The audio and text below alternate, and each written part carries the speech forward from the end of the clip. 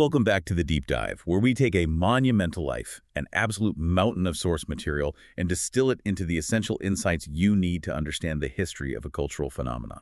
And today, we are not just discussing a legend of sport.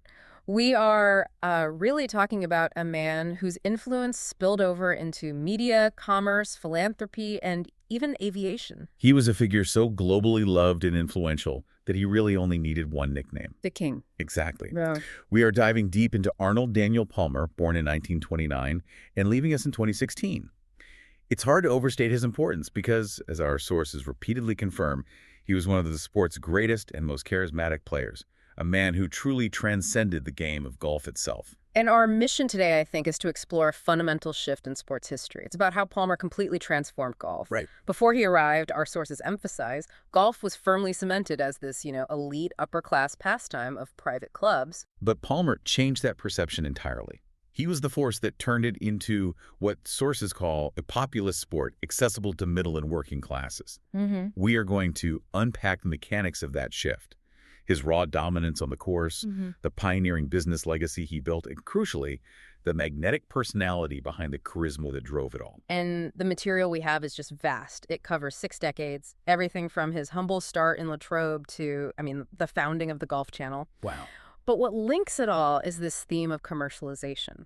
Palmer was the trailblazer, the very first superstar of this sports television age, a movement that really gained traction in the 1950s. That timing is so crucial. The rise of Palmer and the popularization of home television, they're inseparable stories. Absolutely. And by the 1960s, he, alongside the rising star Jack Nicklaus and the global competitor Gary Player, formed the trio known as the Big Three. And together, they weren't just winning tournaments. They were performing for a camera lens.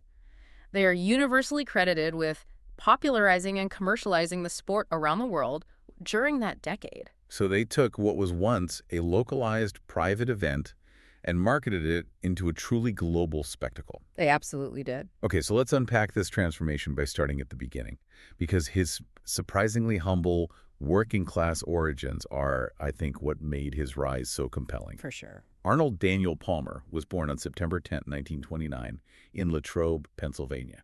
And when you hear the name The King, you might picture, country club wealth. Of course. But Latrobe is consistently described in our biographical material as a classic working-class steel mill town. This background is just so central to his later appeal. It absolutely is. His ability to connect with everyday fans, the future Arnie's army, was rooted right here. He didn't come from money. He learned the game because of work. Work. His father, Milford Jerome Deacon Palmer, held 2 vital roles at Latrobe Country Club. He was both the head professional and the greenskeeper. That's such a unique dual role. It gave Arnold an education few other golfers had. He learned to play the game, yes, but he also learned to, build and maintain the game. Exactly. He saw the physical labor required just to keep the grass playable, accompanying his father as he worked the grounds. He's get his hands dirty. The biographical material suggests that working alongside his father gave young Palmer this intimate, almost spiritual connection to the course environment. He learned respect for the land and the effort required. Knowledge that would, later inform his highly successful course design ventures. Right. It cemented his identity as a guy who had dirt under his fingernails, despite playing a sport so often associated with purity and privilege. He used that intimate knowledge to hone his skills, and it earned him a golf scholarship to Wake Forest College. But his college career was cut tragically short. That's right. Following the death of his close friend and teammate Bud Worsham, Palmer left college and enlisted in the U.S. Coast Guard. He served for 3 years, from 1951 to 1954.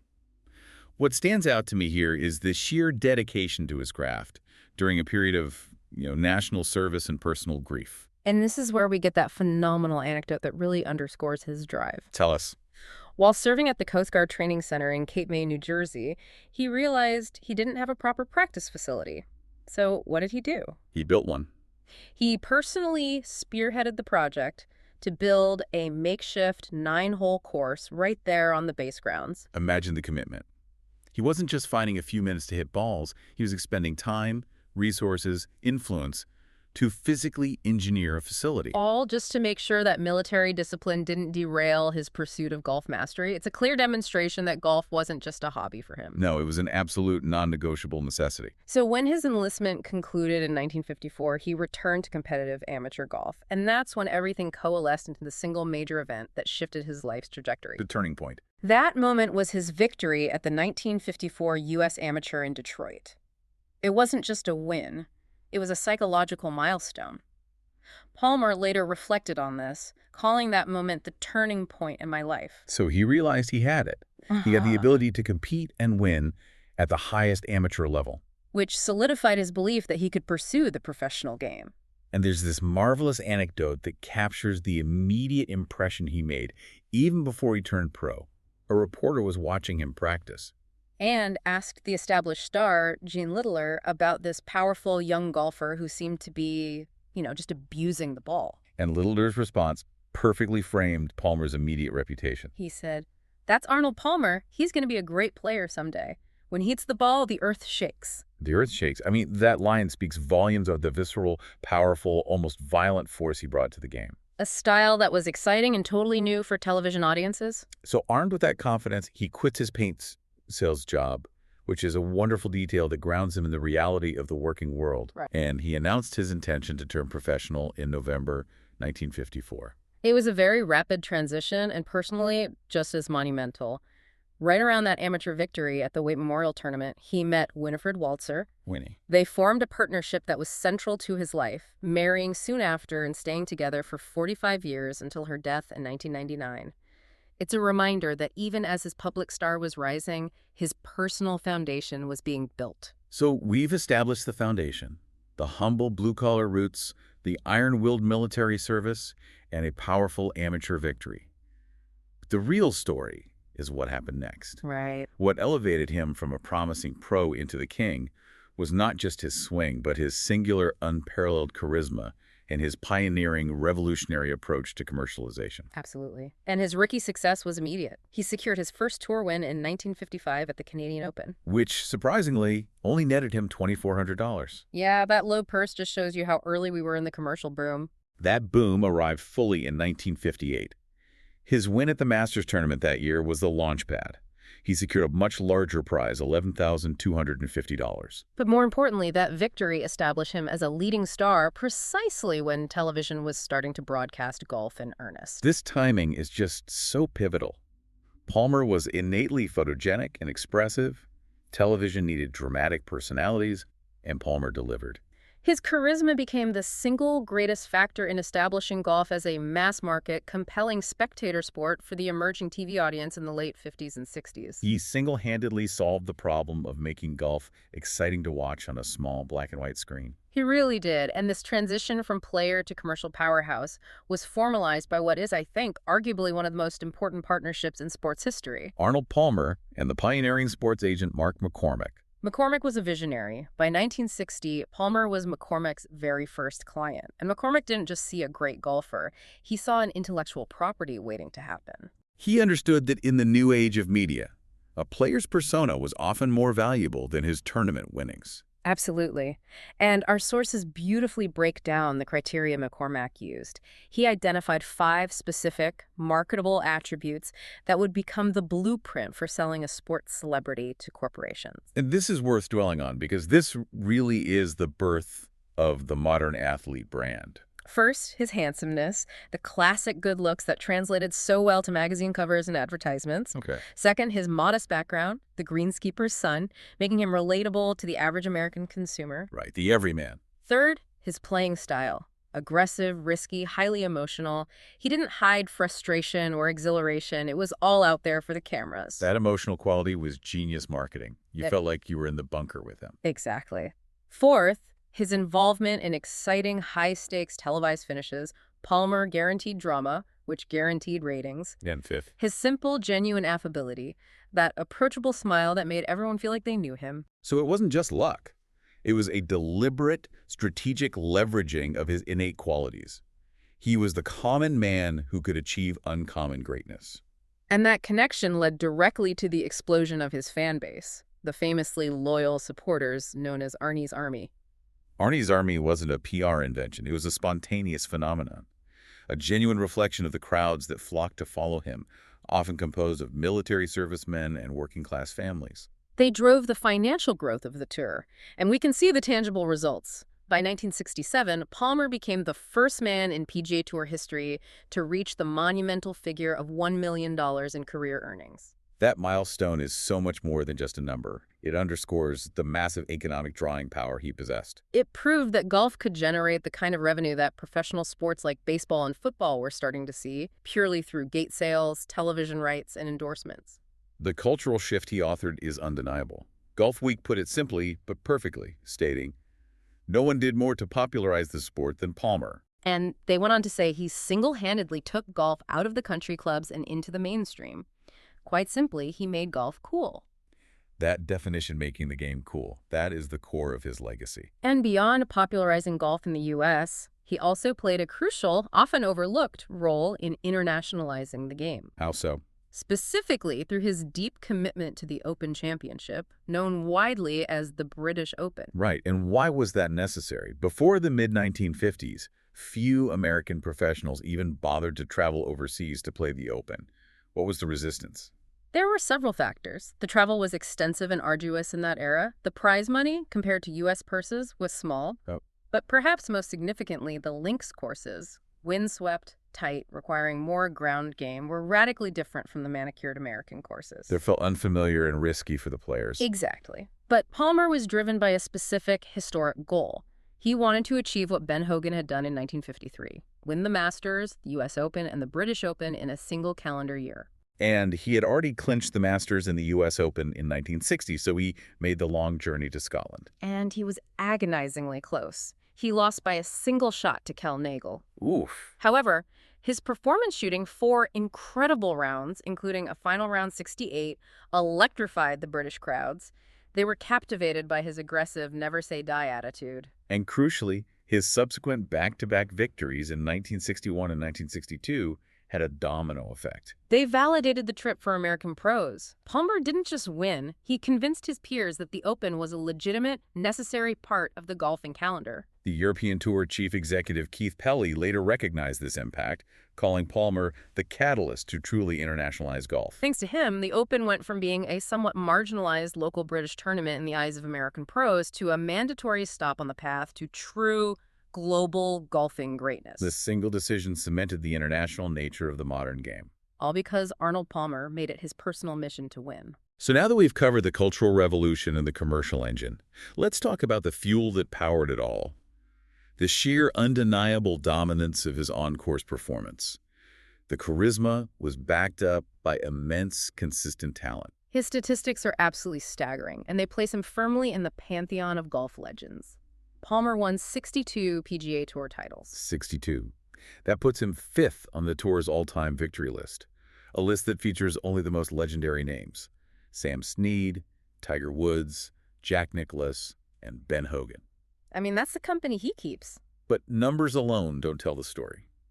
The narrative of his career is one of relentless consistency during a transitional era in the sport. Right, and his most prolific period was a breathtaking 4-year stretch from 1960 to 1963. During which he won 29 PGA Tour events, including 5 majors. Think about that pace. It's almost a win every other month for 4 years. And to underscore his reliability as a star for early television, consider this fact.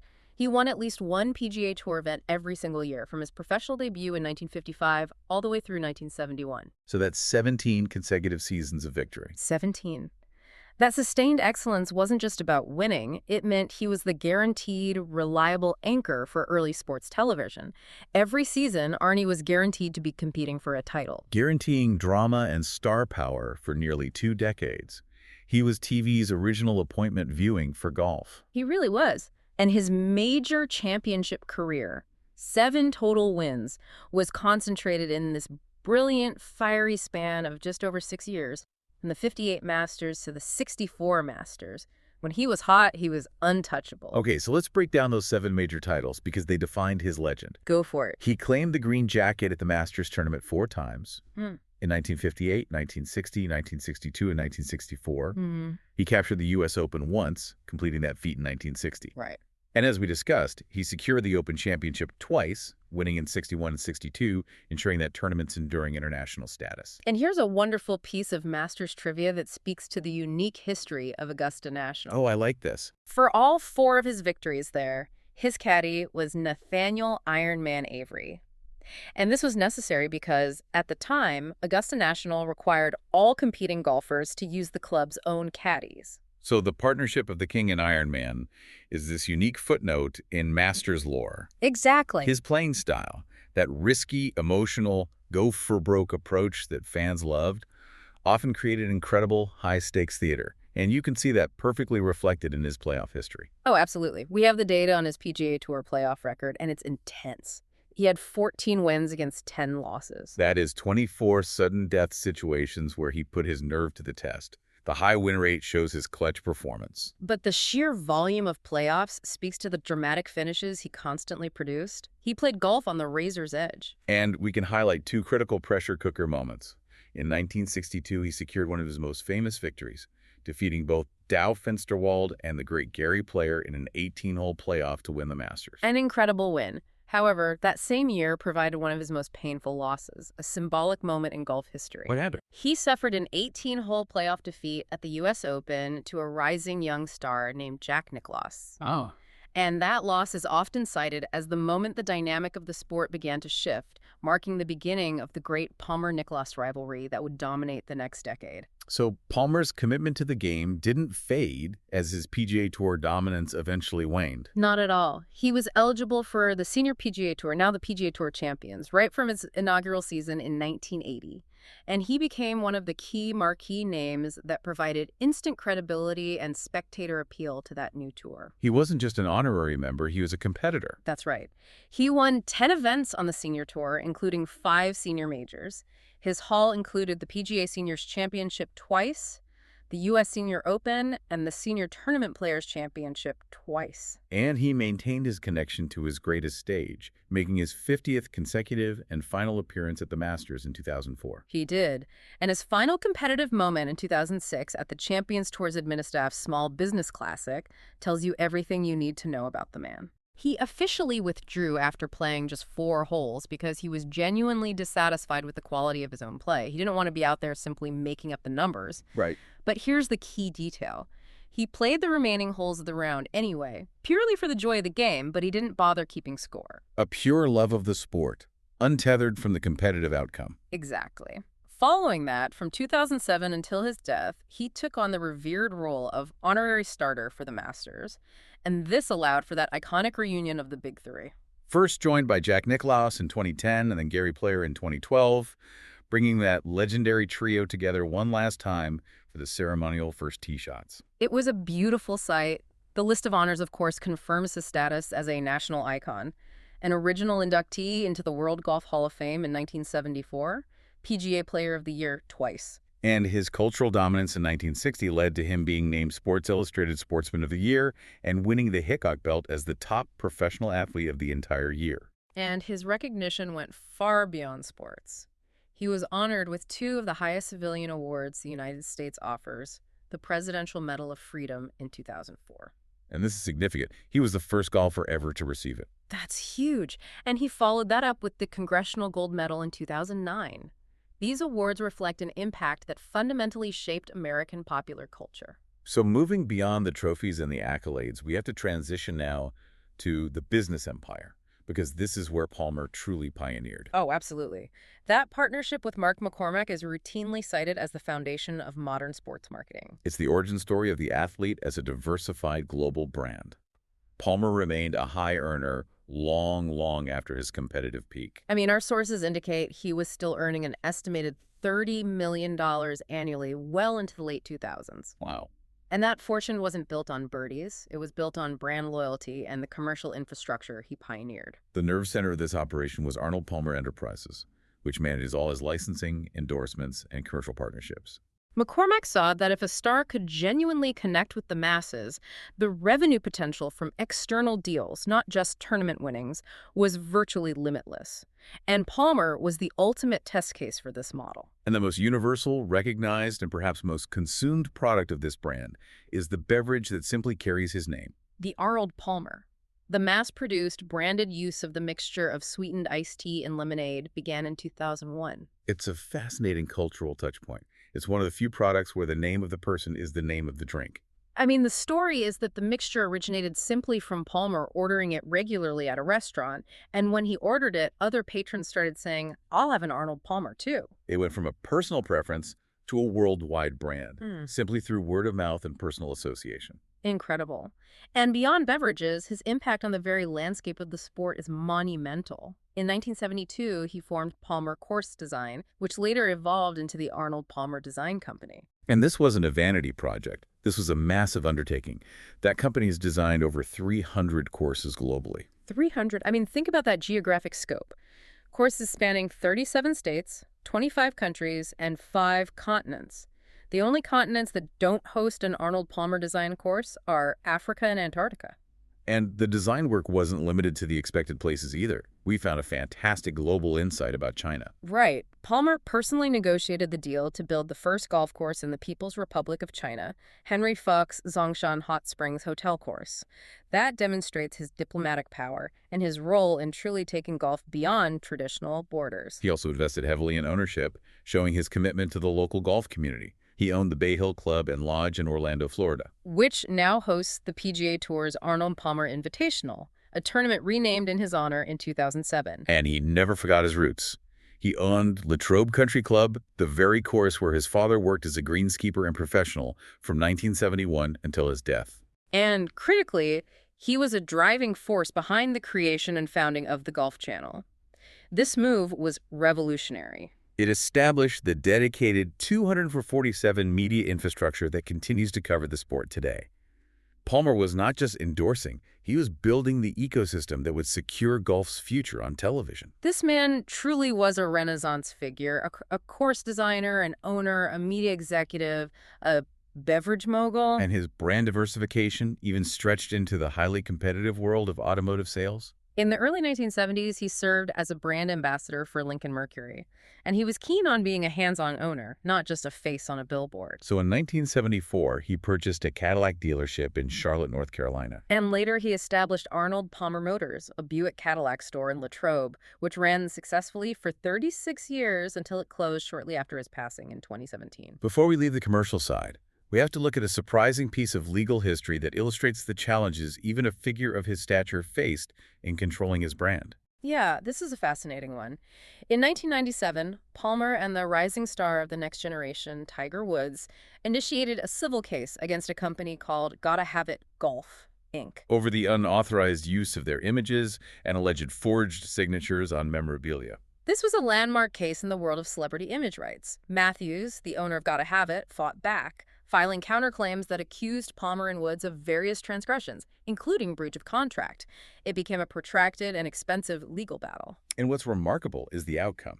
In 2014, a Florida jury sided against Palmer and Woods on their claims of unauthorized use. And they rejected the champions' counterclaims entirely and stunningly awarded Gotta Have It over $660,000 in damages. The implication for us, the average listener, is this. Even the most powerful figures in sports history, with the best legal teams, do not have automatic control over their image in every commercial context. It's a stark reminder of the complexities of intellectual property law.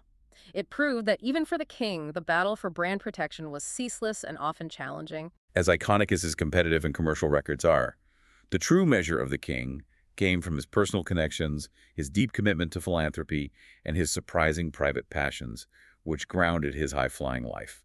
Family was central. We mentioned his enduring first marriage to Winifred Walzer, which lasted 45 years and produced 2 daughters, Peggy and Amy. And his legacy extended through his grandson, Sam Saunders, who became a professional golfer himself and grew up playing at Bay Hill, winning the club championship there at the remarkably young age of 15. And we can't skip the delightful humanizing detail we found in the sources. The family nickname for the globally known, universally revered king was simply Dumpy. It's an immediate jolt of reality, isn't it? The man who commanded millions in endorsements and had the earth shake when he swung a driver was, to his immediate family, just Dumpy. It speaks to the humility he maintained despite the fame.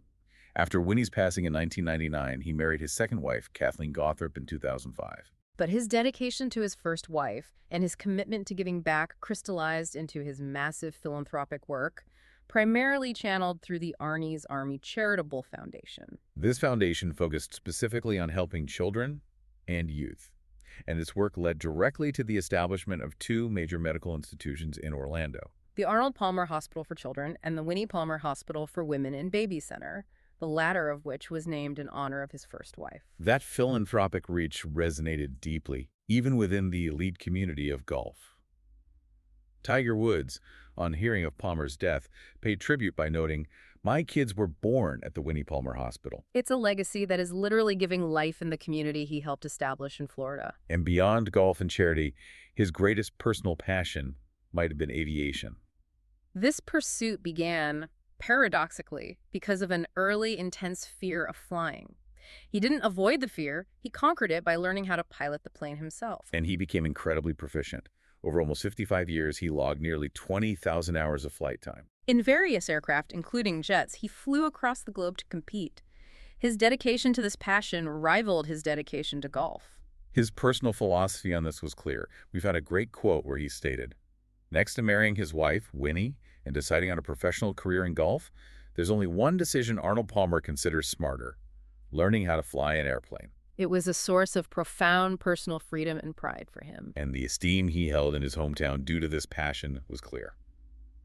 On his 70th birthday in 1999, the local airstrip, the Westmoreland County Airport in Latrobe, was officially renamed Arnold Palmer Regional Airport in his honor. His time in the cockpit finally concluded on January 31st, 2011, when he flew his personal Cessna Citation X from Palm Springs to Orlando, a symbolic final flight for the man who saw flying as the ultimate demonstration of skill and control. Finally, we must turn briefly to his political engagement, strictly reporting the facts as presented in our source material. Palmer was a lifelong Republican who made donations to several prominent Republican figures, including Pat Toomey, John McCain, Mitt Romney, Rick Santorum, and George W. Bush. He was, at various points in his career, approached on multiple occasions by the Republican Party, encouraging him to step away from golf and run for political office. But he consistently declined the requests. His personal connections ran deep, notably his long-standing friendship with President Dwight D. Eisenhower, who also shared a deep love for golf. And the sources offer interesting insight into his political ideology as he aged. His daughter, Peggy, characterized him as a Goldwater Republican. Just to provide context for you, the term Goldwater Republican refers to the highly conservative, fiscally focused, and often anti-establishment wing of the party that coalesced around Barry Goldwater in the 1960s. It places Palmer on the traditional conservative right, emphasizing limited government and fiscal prudence. And in a more contemporary context, his daughter noted that while he appreciated Donald Trump's support for the game of golf, Palmer showed clear disgust toward Trump and made unflattering comments about him during the highly charged 2016 presidential campaign, shortly before Palmer's death. This nuance shows that his political loyalties were deeply personal and not entirely dictated by party lines. We also note that Palmer was a member of the Freemasons since 1958 and served on the advisory board of U.S. English, an advocacy organization dedicated to preserving English as the official language of the United States. Again, these affiliations further paint the picture of his traditional conservative leanings. Arnold Palmer passed away on September 25, 2016, just 2 weeks after his 87th birthday in Pittsburgh, Pennsylvania, while awaiting heart surgery. Following the services, he was cremated, and his ashes were scattered at the place where his life and career truly began, and which he later owned, Latrobe Country Club. His enduring financial success was evident even posthumously. His estate was valued at a colossal $875 million. With $10 million dedicated to his charity, Arnie's Army Charitable Foundation, and $10 million bequeathed to his second wife, Kathleen. To put that $875 million posthumous valuation in perspective, think about the fact that he stopped winning major championships in 1964. It's an incredible number. That immense fortune wasn't built on trophies won in the 60s. It was built on the foundation of authenticity, global reach, and commercial infrastructure that he pioneered decades before. Proving his brand truly outlasted his peak athletic career by half a century. The global reaction underscored just how universally magnetic he was. President Barack Obama, in his tribute, called Palmer the American dream come to life and explicitly saluted Arnie's Army, acknowledging the grassroots connection Palmer forged with the public. Perhaps the most powerful tribute came from his greatest rival, Jack Nicklaus, who said, "He was more than a golfer or even great golfer. He was an icon. He was a legend." And he added, Arnold was someone who was a pioneer in his sport. He took the game from one level to a higher level virtually by himself. That is the highest possible praise you can receive. Confirmation from your fiercest competitor that you fundamentally changed the playing field. And less than a week after his death, the entire golfing world paid tribute at the 2016 Ryder Cup in Minnesota. The ceremony included a video tribute, a moment of silence, and players wearing special pins and logos. The final, incredibly touching gesture was that the winning U.S. team, which dedicated their victory to Palmer's memory, brought the Ryder Cup trophy with them to his memorial service. A direct physical tribute to the man who drove the international popularity of the game. His iconography continues to resonate today, confirming his eternal status. He was honored with a Golden Palm Star on the Palm Springs Walk of Stars in 2017, and the U.S. Postal Service issued a commemorative stamp honoring him in 2020. Biographer James Dodson truly encapsulated his entire life, calling him the defining figure in golf and summarizing the affection he commanded. We loved him with a mythic American joy. He represented everything that is great about golf. So what does this all mean for us? We started this deep dive with the premise that Arnold Palmer revolutionized golf, transforming it from a niche pastime into a populist spectacle. We've covered the statistics, the massive commercial explosion, and the sheer charisma. And the synthesis of his life's work is this. Palmer pioneered the modern sports marketing paradigm. He proved that an athlete's fame and authenticity could be leveraged not just for personal wealth and endorsements, but for massive, lasting philanthropic good. Creating world-class hospitals. Founding media networks like the Golf Channel and literally reshaping infrastructure through his course design company. And his unwavering personal connection to his blue-collar roots remained the constant defining factor in his rise from the greenskeeper's son to the king. And as we close this deep dive, let's circle back one last time to that poignant, small moment in 2006 when he officially withdrew from tournament golf. He stopped keeping score because he wasn't satisfied with his own play. Yet, he continued to play the remaining holes purely for the enjoyment of the game. Despite his monumental 95 professional wins, his 7 majors, and his billion-dollar influence, what does that choice to play the game without measuring the outcome tell us about his dedication to the core act of the sport, even when success wasn't the objective? It suggests that for Arnold Palmer, the pursuit of the perfect shot was always more important than the final tally. Something for you to mull over the next time you step onto a course, or even just order a drink. Always more to learn. Until next time.